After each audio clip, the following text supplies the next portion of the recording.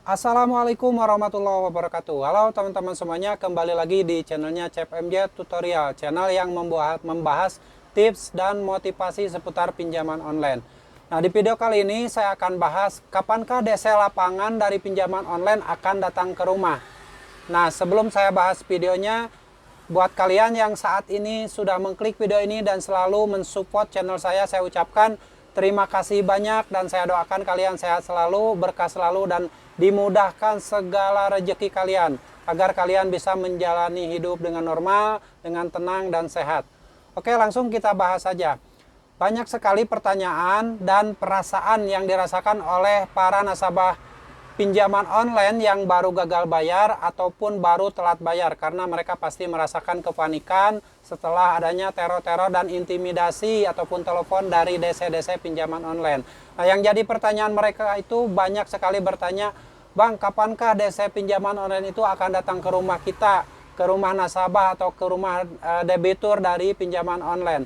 Sebenarnya untuk masalah jadwal kedatangan DC pinjaman online ke rumah itu tidak ada yang bisa memprediksi secara pasti, karena apabila misalkan DC pinjaman online datang ke rumah, mereka mengkonfirmasi dulu, ngasih tahu dulu, itu kemungkinan kan nasabah itu ada yang takut sehingga akan ada yang menghindar atau bahkan ada yang tidak melayani, seperti itu ya. Jadi kemungkinan besar yang namanya nasabah pinjaman online, yang namanya DC pinjaman online, apabila mereka ingin datang ke rumah melakukan kunjungan, melakukan penagihan ke rumah, mereka tidak akan memberitahu terlebih dahulu. Tapi ini sekilas bayangan buat teman-teman semuanya yang saat ini sudah memulai memasuki jatuh tempo, ada yang sudah telat bayar atau gagal bayar di pinjaman online.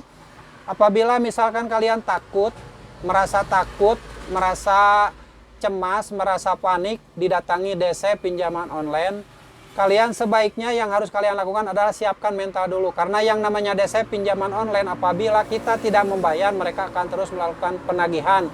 Dan salah satu caranya yaitu dengan datang ke rumah, kita, mengunjungi rumah kita untuk melakukan penagihan tersebut. Nah, untuk jadwal DC pinjaman online datang ke rumah itu ditentukan oleh perusahaan dari pinjol tersebut, ataupun kalau memang DC pinjaman online tersebut pihak ketiga, maka akan diatur oleh perusahaan yang membawahi DC pinjaman online tersebut. Jadi yang namanya nasabah tidak bisa menentukan apakah akan datangnya kapan, hari apa, jam berapa, minggu ke berapa, tapi sekedar info saja, ini bayangan buat teman-teman semua yang sedang kepanikan saat ini. DC pinjaman online akan datang ke rumah, biasanya ada yang sudah melewati jatuh tempo 1 bulan atau 2 bulan.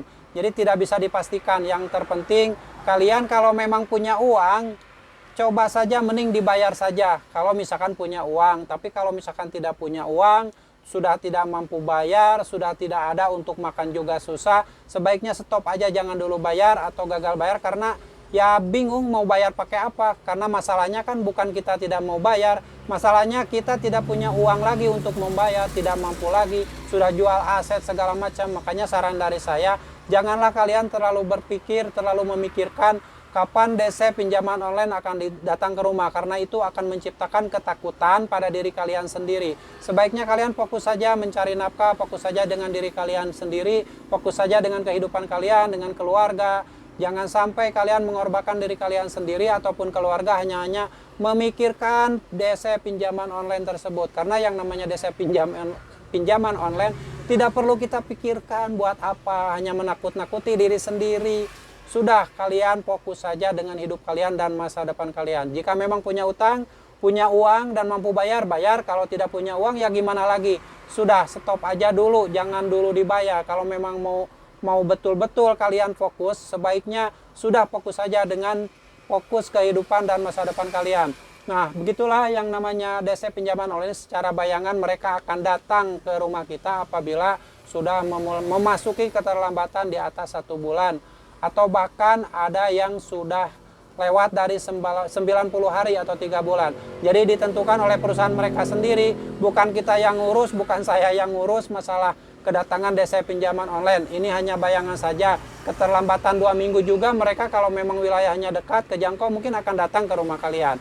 Kalau misalkan ternyata daerahnya jauh, gak mungkin kejangkau, mereka akan mengatur jadwal sehingga kemungkinan akan lewat 1 bulan atau 2 bulan baru mereka melakukan kunjungan ke nasabah yang telat bayar atau bahkan gagal bayar.